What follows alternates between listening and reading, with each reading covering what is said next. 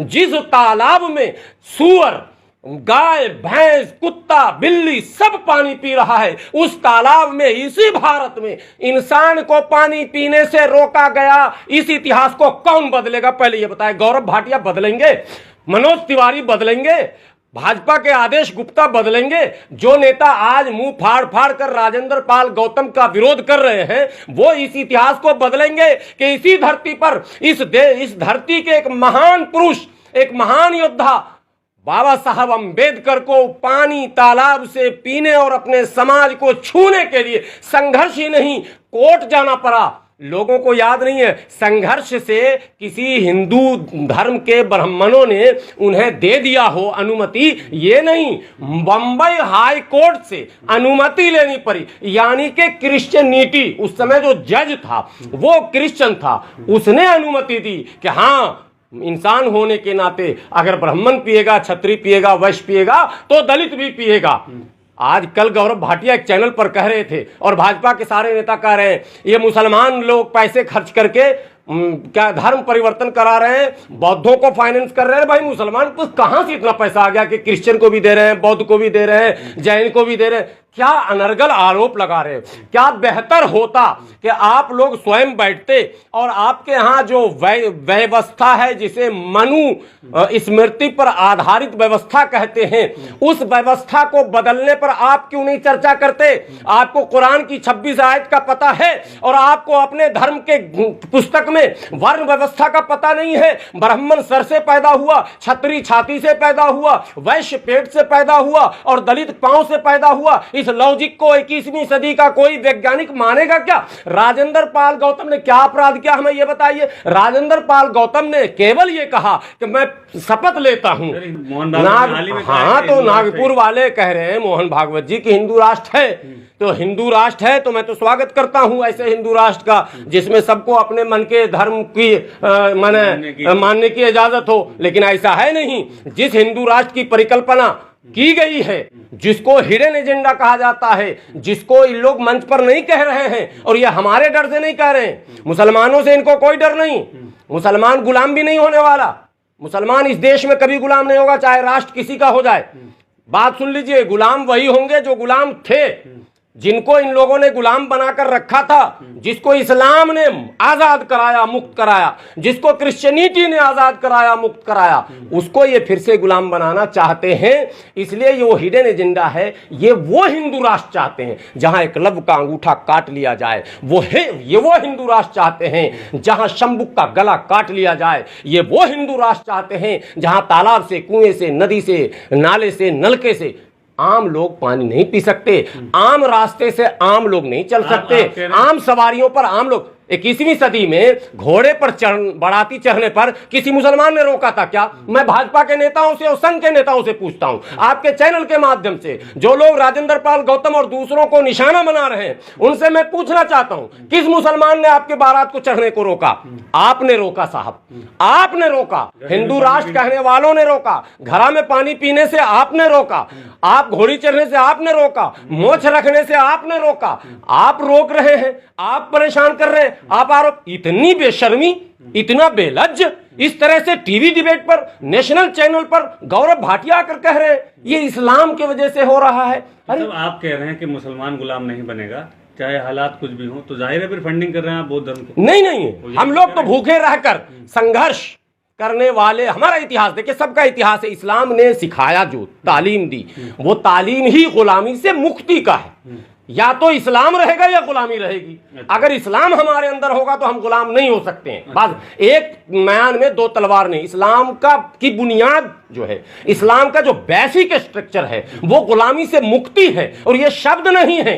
हजरत बिलाल रजी अल्लाह तआला अन्हु जो बद्दू थे, यानी आज की तारीख में वो दलित से भी बदतर थे, उस जमाने के कदीम बद्दू गुलाम थे। हमारे आका ने पहले गुलामी से आजाद कराया और वो मकाम दिया कि जब मक्का फतेह हुआ तो हमारे नबी ने कहा, बिलाल खाने काबा की छत पर चढ़कर आजान दो। ये इस्लाम कहता है। और यहां आप मंदिरों से, मैं कहता हूं सब बात छोड़िए, बिहार के मुख्यमंत्री जीतन राम मांझी मंदिर जाते हैं, हिंदू राष्ट्र है ना जी, सबको ना अधिकार है जी।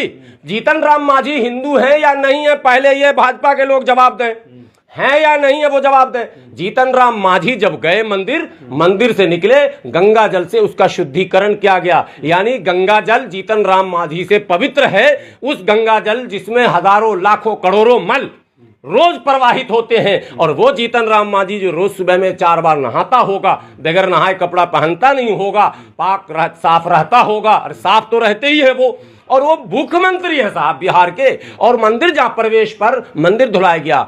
अखिलेश यादव बंगला खाली करते हैं चुनाव हारने के बाद, गंगा जल से टोटी, पहले तो टोटी चोर कहकर पूरा रिनोवेशन किया गया उस सीएम हाउस का, राष्ट्रपति मुर्मू, ठीक है। और आप इससे पहले हमारे महामहिम राष्ट्रपति थे रामनाथ कोविंद, सीढ़ी पे खड़ा कर दिया गया। और भारत के उप प्रधानमंत्री, बिहार के सासाराम के सांसद, जिनकी बेटी लोकसभा स्पीकर रह चुकी, मीरा कुमार के पिता से बड़ा कोई दलित नेता स्वतंत्र भारत में नहीं था।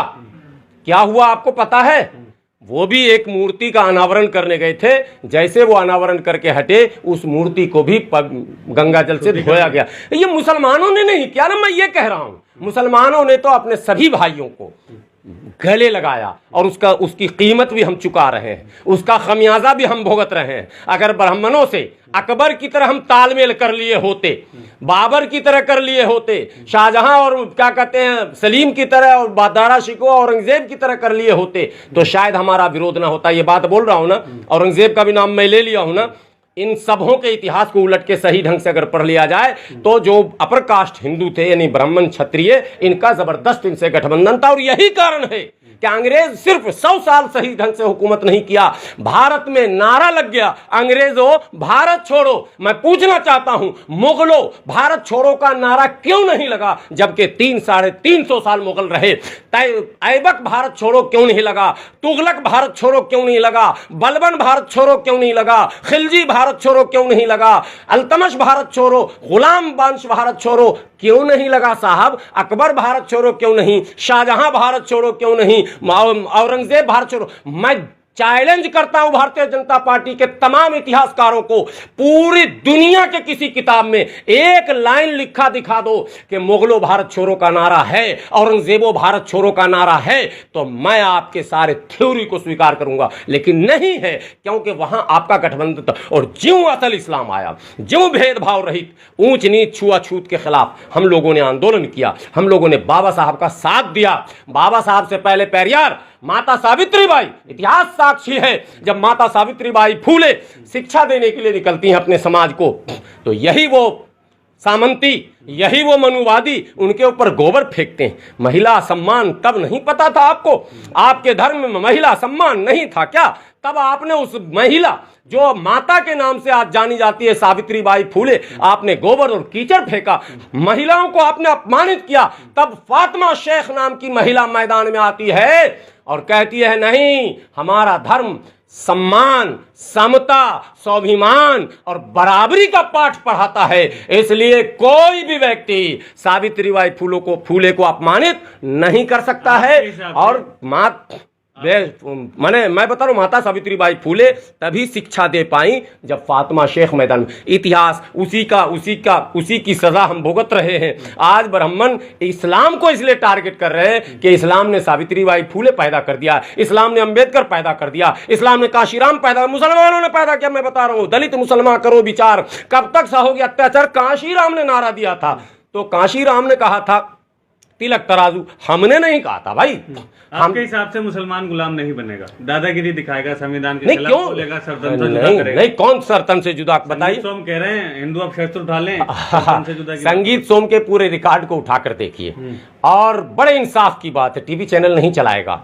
अभी पश्चिम बंगाल के पूजा पंडाल में, कोलकाता में एक दुर्गा माँ का पंडाल था, उसमें गांधी जी को असुर बनाया गया, और जो आयोजक था, असुर मतलब समझते हो, महिषासुर, जिसको दुर्गा माता जो है भाला से राक्षस वध करते हैं, यानी गांधी जी को राक्षस का रूप में दिखाया गया। और जो आयोजक थे आयोजक जो थे वो कैमरे पर, नेशनल मीडिया पर, बेशर्म नेशनल मीडिया पर, जिसको चाहिए था इस मुद्दे पर लगातार बहस होनी चाहिए थी, उस पर आकर बोलता है मैं बापू को फादर ऑफ नेशन नहीं मानता, उसका तो इससे भी बुरा अंजाम, यानी राक्षस से भी बुरा अंजाम होना चाहिए। आप बताओ क्यों ऐसा हुआ? इसलिए कि 1947 में पार्टीशन के वक्त जब बंगाल में जबरदस्त हिंदू मुस्लिम राइट्स हुए, उस कॉमनल राइट्स के खिलाफ राष्ट्रपिता महात्मा गांधी नौदा खाली जाते हैं, यानी बंगाल, और वहां जाकर वो अमरण अनशन करते हैं कि जब तक तुम लड़ना नहीं छोड़ोगे, मिलकर नहीं रहोगे, तो हम दम तोड़ देंगे, जान दे देंगे, हम अन्न और जल ग्रहण नहीं करेंगे। इस बापू का ये एहसान है भारत के उन तमाम शांति प्रिय लोगों के ऊपर। ये अशांति फैलाने वाले लोग बापू को राष्ट्रपिता नहीं मानेंगे, ये टापू को राष्ट्रपिता मानेंगे, उस गोडसे को जिसने हत्या कर दी, उसको ये राष्ट्रपिता मानते हैं। इस देश में गोडसे की रैली निकाली जा रही है, गोडसे की तस्वीरों के साथ शौर्य दिवस मनाया जा रहा, कोई कार्रवाई नहीं हो रही है। आप ये बताओ कि बड़े बड़े माने कार्यक्रम में कहा जा रहा कि एक एक हिंदू 20-20 हजार मुसलमान को मारने की कसम खाए, ये रिकॉर्ड में है या नहीं है? क्या कार्रवाई हो रही है?